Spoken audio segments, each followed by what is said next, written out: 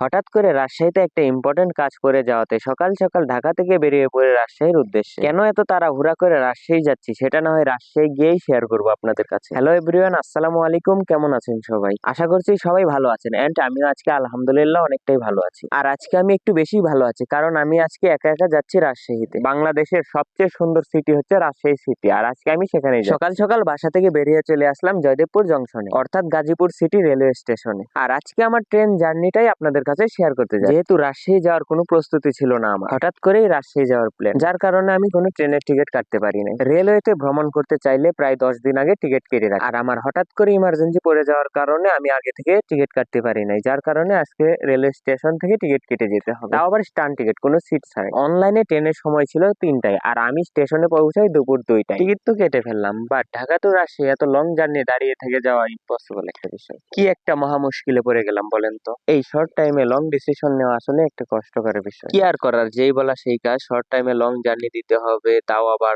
দাঁড়িয়ে যেতে হবে, এটাই বাস্তব। যেহেতু আমি স্টেশনে 1 ঘন্টা পূর্বেই পৌঁছে যাই, ট্রেন আসতে আসতে নাকি আবার 30 মিনিট লেট হবে।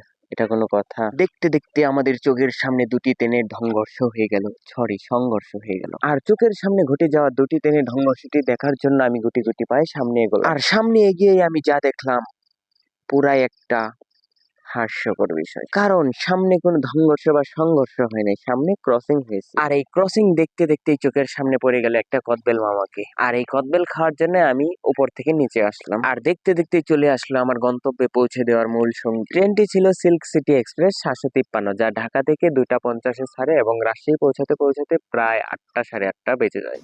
ট্রেন স্টেশনে পৌঁছা মাত্রই আমি উঠে পড়লাম কোনো এক বগিতে, কারণ আমার কোনো সিট নাম্বার ছিল না, অর্থাৎ কোনো সিট ছিল না। আমি একটি আসনবিহীন প্রতীক ছিলাম জার্নিটাই। দেখতে দেখতে চলে আসলাম ইব্রাহিমবাদ স্টেশন, যেটা যমুনা সেতুর পূর্বে অবস্থিত। আর যমুনা সেতুর যে ভিউটা ছিল সেটা আসলে অনেক সুন্দর ছিল। ধন্যবাদ সবাইকে।